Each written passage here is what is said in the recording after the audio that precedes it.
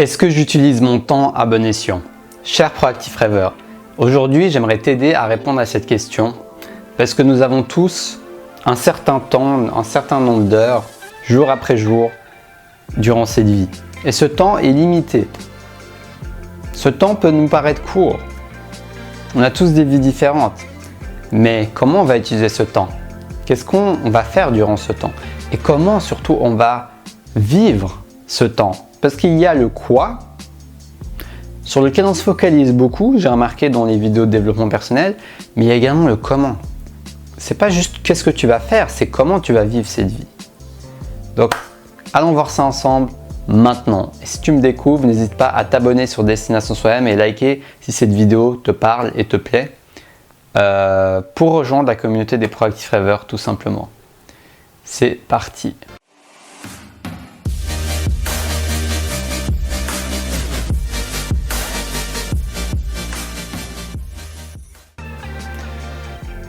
Alors oui, on a tous des choix chaque matin quand on se réveille de choisir ce qu'on va faire, de choisir dans quoi on va investir notre temps, plus globalement dans quoi on va investir notre année et notre vie. Et on a toujours quelque chose qui est en notre contrôle en fait, parce que si tu te retrouves par exemple étudiant à vivre chez tes parents, tu vas pas directement avoir tout le contrôle de faire ce que tu veux chaque jour. Tu auras peut-être des cours à suivre ou tu auras peut-être un travail à faire pour pouvoir payer tes factures pour le moment. Mais il y aura toujours en moins une partie de ton temps dans lequel tu as un total contrôle. Et c'est là où l'équation se joue. Comment vas-tu utiliser ce temps? Qu'est-ce que ton intuition va te dicter de faire ou de rencontrer? Elle va te dicter de faire une activité où tu vas rencontrer quel type de personne, par exemple? Qu'est-ce que tu vas faire le matin au réveil? À quelle heure tu vas te réveiller? Qu'est-ce que tu vas faire le soir avant de te coucher? Toutes ces habitudes qui sont souvent associées à la discipline en fait, tout ce qui est routine matinale, routine avant de dormir, routine de la journée, eh ben ça peut vraiment faire la différence dans ton mode de vie, dans l'état d'esprit que tu auras au quotidien et dans les choix que tu vas faire et dans la manière dont tu vas appréhender cette expérience de vie qui est unique. Cette expérience de vie, j'aime bien la comparer à un jeu vidéo en fait. Tu es dans un jeu vidéo, tu fais ce que tu veux dans ce jeu vidéo.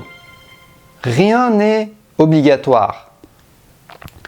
Donc tu es totalement libre, tu peux faire ce que tu veux. Je ne suis pas là pour pointer du doigt et pour dire tu devrais faire ci, tu devrais faire ça. Mais cette grande liberté nous amène à une certaine responsabilité parce que nous sommes comme des enfants dans un jeu vidéo, nous avons le choix de faire ce qu'on veut. Mais nos choix auront quand même un certain impact sur la manière dont on va vivre cette expérience de vie. Certains choix vont augmenter les chances qu'on va vivre cette expérience de vie de manière harmonieuse peut-être. Certains choix vont augmenter les choses qu'on va apprendre des leçons de vie précieuses qu'on pourra partager éventuellement avec les autres. Certains choix de vie vont contribuer à notre bien-être, à notre paix intérieure, à notre connexion au divin. Certaines habitudes, certains choix peuvent avoir une influence sur tous ces aspects et tous ces aspects vont changer la manière dont tu vas appréhender et expérimenter cette expérience de vie.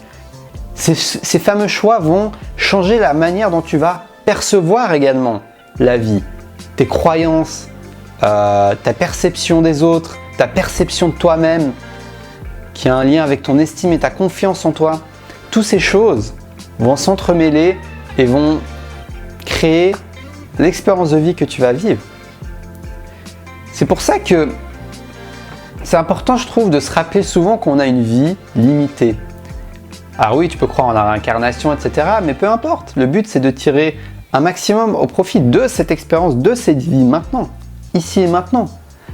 C'est pas de reporter les choses à plus tard parce que ça serait bête. Pourquoi pas t'y es maintenant? C'est comme si tu es dans le manège là. Autant aller t'amuser dans ce manège. Autant aller faire ce que tu as à faire entre guillemets dans ce manège.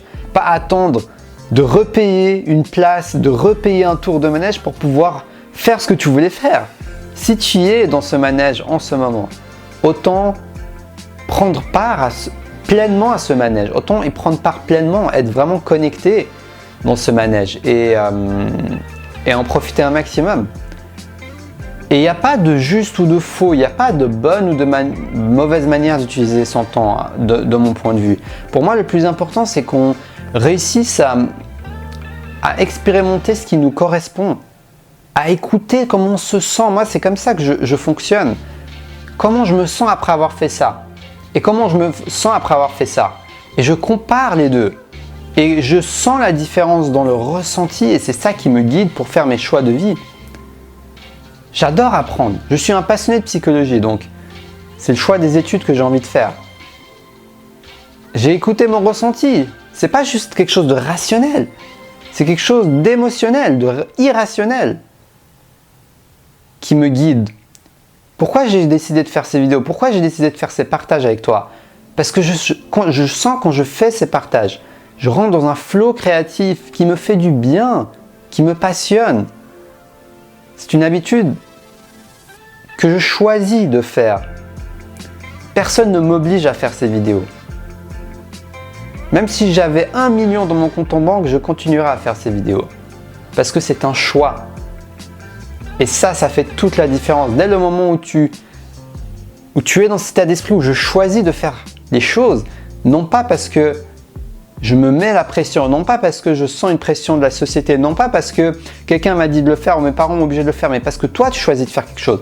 Ça devient magique, ça devient un jeu, ça devient le jeu de la vie.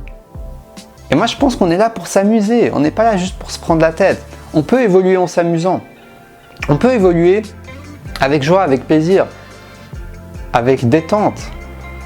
Autant qu'on peut, bien sûr qu'il y aura des moments stressants dans la vie, mais on peut apprendre à gérer ça, apprendre à gérer nos émotions. Pour moi, c'est quelque chose dans lequel j'investis quotidiennement du temps en ce moment. Quotidiennement, j'investis du temps pour me connecter à mes émotions, parce que je sais à quel point c'est pas quelque chose d'inné pour moi, et à quel point c'est précieux dans la qualité de ma vie. Que ce soit en termes de réussite dans mes projets, que ce soit en termes de bien-être, de qualité de relation avec ma famille, avec les autres, avec mes amis. C'est quelque chose de précieux dans lequel je choisis d'investir du temps. Non pas parce que je me sens obligé, non pas parce que j'ai vu quelqu'un qui m'a dit « Ah oui, ce serait bien de le faire ». Alors oui, ça m'a influencé. Mais en plus d'une influence, moi ce que je te recommande, cher Proactive, en plus d'une influence, parce que quand tu regardes ma vidéo, elle peut être bénéfique pour toi et t'inspirer. Mais en plus de l'inspiration, va le tester dans la pratique. Et sois convaincu toi-même dans la pratique que c'est quelque chose qui va t'apporter en fait.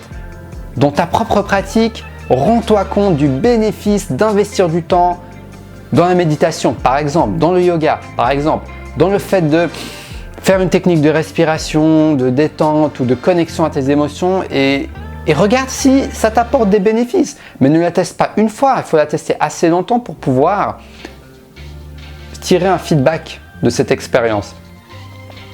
Mais en tout cas, c'est quand toi-même tu seras convaincu. Tu diras, mais en fait, mais oui, si je fais ça, ça peut me faire que du bien. Ça me fait que du bien en fait. Pourquoi je ne le ferais pas? Alors oui, ça demande un peu de discipline. C'est pas confortable. Des fois, on n'a pas envie de le faire, mais fais de ton mieux. Et c'est ok. Tu n'as pas besoin d'être parfait. Le plus important, c'est que tu prennes conscience du processus, que tu prennes conscience de tes possibilités dans cette vie, dans cette brièveté de vie, tu as des possibilités, tu as des choix et tu as la liberté d'en faire ce que tu veux de cette vie. Donc pose-toi les bonnes questions et sache que tu peux à tout moment prendre ta vie en main et faire des choix qui vont être en cohérence avec qui tu es, en cohérence avec ton bien-être, avec le bien-être des autres, avec ta paix intérieure, avec tes passions, ce qui fait brûler ta flamme intérieure. Et puis petit à petit, inspirer éventuellement les autres à le faire. Pour moi, tu n'as pas besoin de faire des vidéos pour inspirer les autres. Ta simple vibration, ta simple énergie qui va émaner de toi quand tu vas t'aligner à ce qui est important pour toi, eh ben, elle va être une source d'inspiration pour toutes les personnes que tu vas croiser dans ton quotidien déjà. Et ça, c'est déjà formidable, je trouve. Donc, merci à toi d'avoir suivi cette vidéo. J'espère qu'elle va t'inspirer. Dans tous les cas, j'ai pris un plaisir de te partager cette vidéo. Si cette vidéo te parle dans ton cœur, dans tes tripes, n'hésite pas à liker, à partager cette vidéo parce que tu vas m'aider à faire diffuser la chaîne Destination Soi-même, une chaîne qui va t'aider à te connecter à ta flamme intérieure et partager avec les autres. Sur ce, je te souhaite une très belle fin de journée. Si tu as envie d'une séance de coaching avec moi, il y a un lien dans la description de la vidéo. Sinon, tu peux me contacter par Instagram ou Facebook où je poste régulièrement des mini-articles. C'est dans la description de la vidéo, les liens. Sur ce, je te souhaite une belle fin de journée et surtout, reste connecté à ta flamme intérieure.